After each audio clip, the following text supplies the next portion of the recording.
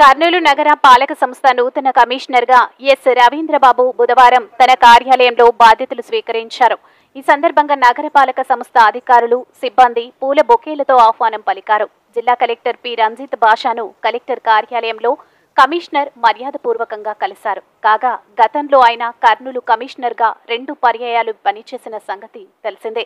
2015 June 1వ తేదీ నుండి 2017 మే 1వ తేదీ వరకు, ఒకేసారి 2019 జూలై 14 నుండి 2020 ఏప్రిల్ 30 వరకు 2 సార్లు నగరపాలక కమిషనర్గా పనిచేశారు. ఈ సందర్భంగా కమిషనర్ మాట్లాడుతూ, నగరంలో పారిశుద్ధ్యంపై ప్రత్యేక దృష్టి పెడతానని, డ్రైనేజీ వ్యవస్థ మెరుగుపర్చేందుకు కృషి చేస్తానని అన్నారు.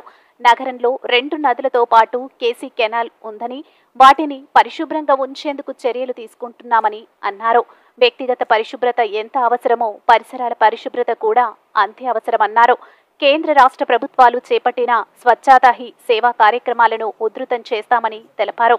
త్రాగునీటి ఎద్దడి నివారణకు అవసరమైనటువంటి చర్యలు తీసుకుంటున్నామన్నారు. 2 సార్లు పనిచేసిన అనుభవంతో నగరాన్ని తీర్చిదిద్దుతామని తెలిపారు. అనంతరం విలేకరుల ప్రశ్నలకు సమాధానాలిచ్చారు. చేశాను కాబట్టి కొంత అవగాహన ఉంది.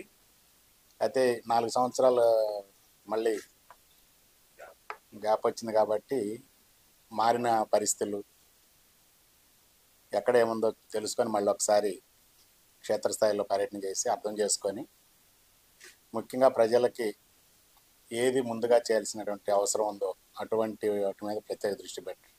అలాగనే ప్రభుత్వ ప్రాధాన్యతలు కూడా ఉంటాయి. ప్రభుత్వ ప్రాధాన్యత కార్యక్రమాలను కూడా పూర్తి స్థాయిలో అమలు చేయడానికి మీ అందరి సహకారంతో శక్తి వంచన లేకుండా పనిచేస్తాను. జీవితంలో జరుగుతూ ఉంటాయి, నా ఒక్కడే అదేమీ లేదు. ఒక్కొక్క అధికారి ఒక సందర్భంలో చేస్తూ ఉంటారు. అప్పుడున్న పరిస్థితుల్లో చేశాము, బదిలీలు జరిగినాయి, మరలా ఇక్కడ పనిచేసే అవకాశం వచ్చింది. వాస్తవానికి కరోనా టైంలో, ఫస్ట్ వేవ్ కరోనా టైంలో పనిచేస్తూ ఉండగా నేను కూడా కరోనా బాధితుడినే. ఆ టైంలో మరి కరెక్ట్గా నాకు కరోనా పాజిటివ్ టెస్ట్ రిజల్ట్ వచ్చిన రోజునే ట్రాన్స్ఫర్ ఆర్డర్ వచ్చింది. 2 అనుకోకుండా జరిగినాయి అవి. తర్వాత మరలా ఇదే ప్రాంతానికి సేవలు అందించడం, అప్పుడు ఏదైనా మిగిలిపోయిన ఉంటే ఇప్పుడు చేయాలనేటువంటి ఏర్పాటు ఏమైనా ఉందేమో, దాని గురించి అవకాశం వచ్చింది అనుకున్నాను. ఆ అవకాశాన్ని తప్పనిసరిగా చేయాలనుకుంటున్నాను. ఒకటి ఇక్కడ కర్నూలుకి బాగా చేయాల్సింది, ఎందుకంటే మనకి అంద్రీని రివర్ కానీ, కేసీ కెనాల్ కానీ, తుంగభద్ర కానీ, మనకి కర్నూలు విశిష్టత ఏంటంటే 2 నదులు, ఒక మానవ నిర్మితమైనటువంటి ప్రధాన జలవనరు. రాయలసీమకే ప్రత్యేకించబడినటువంటి కేసీ కెనాల్ కూడా కర్నూలు నగరం నుంచి వెళ్తూ ఉంది, పాస్ త్రూ అవుతుంది. సో ఇటు నీటి వనరులు ఉన్నటువంటి ప్రాంతంలో వీటిని పరిశుభ్రంగా ఉంచాల్సిన అవసరం ఉంది.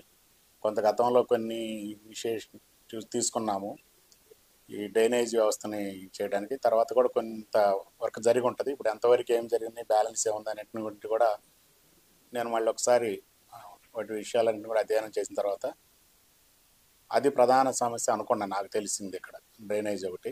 సరే, మనకి నీటి లభ్యత ఉంది కాబట్టి మంచినీటి సరఫరాకి చిన్న చిన్న డిస్ట్రిబ్యూషన్ నెట్వర్క్లో కానీ, లేకపోతే రిజర్వాయర్ కెపాసిటీ పెంచడంలో ఇటువంటిది కొన్ని గ్యాప్స్ ఉండొచ్చు. అవి సర్దుబాటు చేసుకోవడానికి అవకాశం ఉంది. ప్రధానంగా డ్రైనేజీ, శానిటేషన్. అందుకే మనకే కాదు, ఓవరాల్గా అన్ని ప్రాంతాల్లో శానిటేషన్ పెద్ద సమస్యగా ఉంది. మారిన పరిస్థితుల్లో మనకి ఎక్కువ వేస్ట్ జనరేట్ అవుతుంది, ప్లాస్టిక్ వేస్ట్ కానీ, ఇతర వేస్ట్ కానీ. అందుకే భారత ప్రభుత్వము, రాష్ట్ర ప్రభుత్వం కూడా స్వచ్ఛతా హీ సేవా కార్యక్రమాలు అమలు చేయటం, ప్రత్యేకించి ఇప్పుడు ఈ డ్రైవ్ ఇచ్చారు. ప్రతిరోజు ప్రత్యేకమైన అంశం. నిన్నటి నుంచి సెప్టెంబర్ 15 నుంచి అక్టోబర్ 2వ తేదీ వరకు కూడా ప్రత్యేక దృష్టి పెట్టాలనే ఉద్దేశంతో ఈ స్వచ్ఛతా హీ సేవ కార్యక్రమం కూడా ఇచ్చారు. సో అది అవసరం మనకి. పరిశుభ్రతే ప్రధానమైనటువంటి ఆవశ్యకత ఉంది మనకి. కాబట్టి అక్టోబర్ 2 కూడా ఒక హిస్టారికల్ డే, అందరికీ తెలిసిందే. గాంధీ జయంతి సందర్భంగా ఆయన ఒక సందర్భంలో కామెంట్ చేస్తారు కదా, cleanliness is more important than independence అంటారు. స్వాతంత్ర సాధన కన్నా కూడా పరిశుభ్రతే ప్రధానమైనది అంటారు. నో డౌట్ స్వాతంత్రం కావాల్సిందే, కానీ పరిశుభ్రత లేనిదే అనారోగ్య సమస్యలు వస్తాయి కాబట్టి మనిషి జీవితమే లేకపోయినాక స్వేచ్ఛ గురించి ఏంటనేది అంత లోతుగా ఆయన కామెంట్ చేశారంటే దాని యొక్క ప్రాధాన్యత మనం అర్థం చేసుకోవాలి. ప్రభుత్వం కూడా అది గుర్తించే ఆయనకి నివాళిగా అక్టోబర్ 2 నాటికి ఒక టార్గెట్ కార్యక్రమం పెట్టుకొని చాలా సాధించాలని అందరిని మోటివేట్ చేస్తుంది, కార్యక్రమాలు చేస్తున్నారు. సో మనం అందరం కూడా భాగస్వామ్యం అవ్వాలి, ఆ స్ఫూర్తిని నింపుకోవాలి, తప్పనిసరిగా ఆ దిశగా చేయాలి. మన పట్టణమే కాదు అన్ని ప్రాంతాల్లో కానీ అన్ని చోట్ల పరిశుభ్రత చేయాల్సిన అవసరం ఉంది. అందరితో పాటు మనం ముందుగా అది గుర్తెరిగి చేస్తే బాగుంటుంది అనేటువంటిది నాకు అనిపిస్తుంది.